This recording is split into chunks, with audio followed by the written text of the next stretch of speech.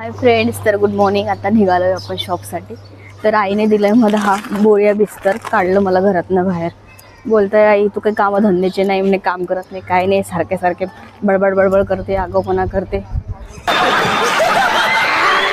काढलं मला घरातनं. काय माहिती आता कसं व्हायचं. बघू, कोणीतरी असेल ना माझ्यासारख्या गरीब लोकांना सहारा देणार. बघूया कोणी आहे का. भाई 7 शर्ट है और 2 पैंट है, कब तक मिलेगा? शाम को 8 बजे तक मिल जाएगा.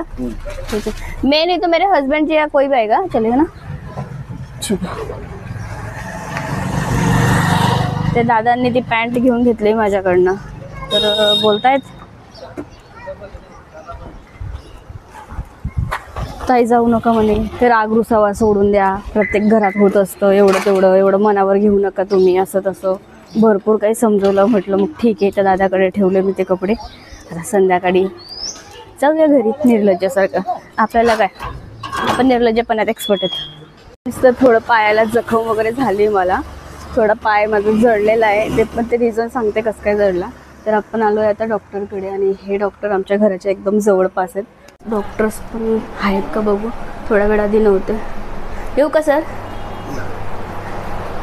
सर पायाला थोडं लागलेलं आहे मला, जखम वगैरे. हे बघा तुम्ही इकडे बघू शकता फ्रेंड्स. तर आता डॉक्टरकडनं आली आहे. डॉक्टरांनी तर मला खूपच घाबरवलं आहे बाबा. मला वाटलं नॉर्मली, सिरियसली नाही घेतलं मी, कारण की नॉर्मल वाटत होतं ते सुरुवातीला. आणि ही गोष्ट तुम्ही माझ्या घरात पण नाही सांगितली, कुणालाच नाही माहिती, फक्त माझ्या मिस्टरांना माहिती. ते पण खूप चिडत होते माझ्यावर की असं कसं काम करते, व्यवस्थित लक्ष देता येत नाही का, असं तसं भरपूर काही बोलत होते मला. पण मला वाटलं थोडं नॉर्मल होऊन जाईल. मी नॉर्मल तो एक मलम घेऊन आली. आता जो प्रकरण आहे, तो प्रकरण खूप वाढलेलं आहे. डॉक्टर पण मला चिडत होते आता की लगेच लक्ष द्यायला पाहिजे होतं असं. पण ते कसं झालं मी तुम्हाला सांगते. जखम खूप मोठी झाली आणि त्याच्यामुळे मला त्रास पण खूप होतो आहे. चालायला बसायला थोडं ती स्किन होडली जाते. जर बसायचं म्हटलं तर, जास्त चालायचं तर तरी पण स्किन होडली जाते. जे विषय असा झाला ना, मी तुम्हाला शॉपला गेल्यावर दाखवते की कसं झालं म्हणून. चला फ्रेंड्स, तर माझं हे छोटंसं देवघर आहे शॉपचं, हे वालं. तिथं माझं मी कुलस्वामीचा फोटो ठेवलाय. फक्त एक प्लेट ठेवली मी, आणि प्लेटवर ते ठेवून दिलंय. एक छोटीशी प्लेट आहे आणि त्यावर ठेवलंय. त्यात मी हे पण ठेवते, कारण की याच्यामुळे आनंद जास्त होतोय मला. माझं इन्कम सोर्स आहे ते. त्याचा आवाज ऐकून इतकं छान वाटतं ना. आणि हा छोटासा मी गल्ला पण ठेवलाय, हा वाला. यात मी माझं रोजचं जेवढं डेली कलेक्शन जमतं ना गल्ल्यात, त्यातले थोडे पैसे मी याच्यात टाकते. 100 असो, 50 असो, 20 असो, मला जेवढे जमतात मी तेवढे याच्यात टाकत असते. आणि हे पैशांचा वापर मला काहीतरी चांगल्या कार्यासाठी करायचा आहे. आणि हे आपले गणपती बाप्पा. फ्रेंड्स, मी तर इथे दिवा नाही लावत. त्याचं रिझन म्हणजे आपला जो स्टॉक आहे ना, तो पूर्ण कापसाचा स्टॉक आहे. आणि त्या कापसाच्या स्टॉकला मला थोडं रिस्क वाटते. हवा वगैरे काही लागली, काय रिस्क नको म्हणून. एकतर मी अगरबत्ती लावते, नाहीतर मग मी कापूर जोडून लगेच भिजवून देते.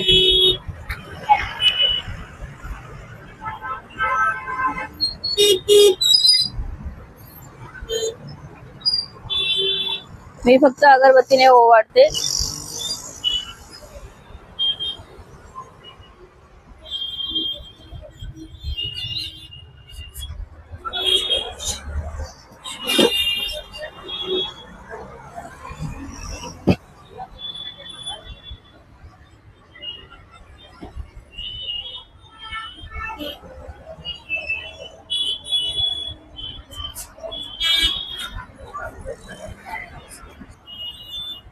आणि हे बघा, ही जी चम्मच आहे ना, या चमचेत मी थोडा कापूर टाकून ओवाळते. तर आता 5-6 दिवसापूर्वी काय झालं, ही चम्मच थोडी माझ्याकडनं अशी झाली. तर तो चालू जो कापूर होता ना, तो माझ्या पायावर पडला. आणि पॅन्ट माझी थोडी अशी प्लास्टिक इलास्टिक अशी वेगळीच होती, थोडी कॉटन नव्हती प्युअर. तर ते पॅन्ट डायरेक्ट पायाला चिपकली माझी, आणि तो फोड मला झालेला आहे. आणि ते तुम्ही दाखवलं ना डॉक्टरांना, तर तो प्रॉब्लेम मला त्याच्यामुळे झालेला आहे. ते जखम खूप चिघळली आता, माहिती नाही कसं होईल रिकवर.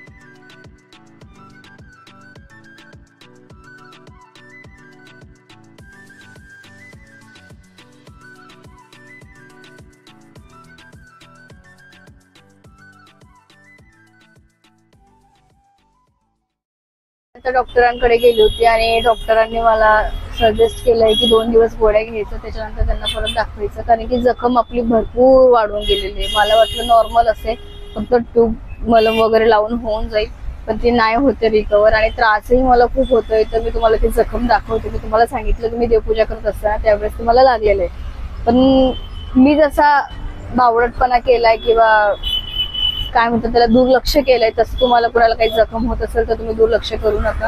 कारण की मला आता त्रास होतोय, मला आता गोळ्या पण घ्याव्या लागणार आहेत, इंजेक्शन पण घ्यावे लागणार आहेत. आणि त्याचंच रिझन होतं मेन, म्हणजे मला गोळ्या घ्यायला आवडत नाही, मेडिसिन घ्यायला आवडत नाही. त्यासाठीच मी डॉक्टरकडे जात नाही जास्त करून.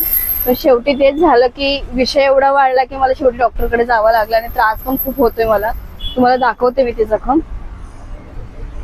हे बघा, भरपूर वाढलंय. ही जखम आता खोलवर चालली आणि त्याच्यामुळे एवढा त्रास होत चाललाय ना मला, तर खूप होतोय. आता त्यात पाणी पण निघतंय थोडं, माहिती नाही आता रिकवर करायला किती वेळ लागेल. पण एवढा पश्चाताप येतोय ना यार, की लगेच जायला पाहिजे होतं. मी ना खरंच बावळटपणा केला, दुर्लक्ष केलं ना, त्यामुळे झालं हे सगळं.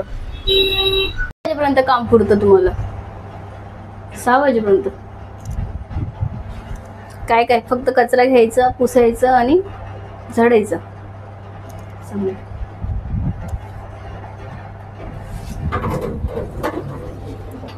फ्रेंड्स, आता आलोय घरी आपण दुपारच्या टायमाला. जेवण वगैरे करतो. पाय खूप त्रास देतोय, चालायला पण त्रास होतोय.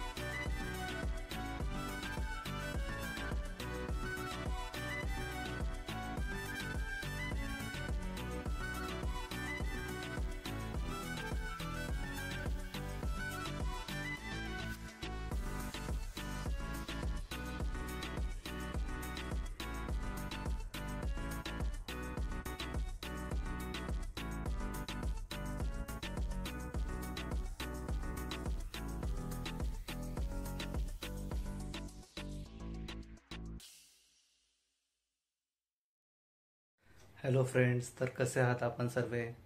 मजेत ना? असेच मजेत राहा आणि आपले व्हिडिओ पाहत राहा. आजचा ब्लॉग आपण एंड करूया आता वाजले आहेत 12 आणि तुमच्या मॅडमने कॅमेरा आपल्या हातात सोपवलेला आहे. तर व्हिडिओ पाहत राहा. आजचा ब्लॉग आपण एंड करूया आणि नेक्स्ट ब्लॉग तुम्हाला कुठल्या विषयावरती पाहायचा आहे हे कमेंट बॉक्समध्ये आम्हाला सजेस्ट करा. चला तर भेटूया पुढच्या ब्लॉगमध्ये. बाय.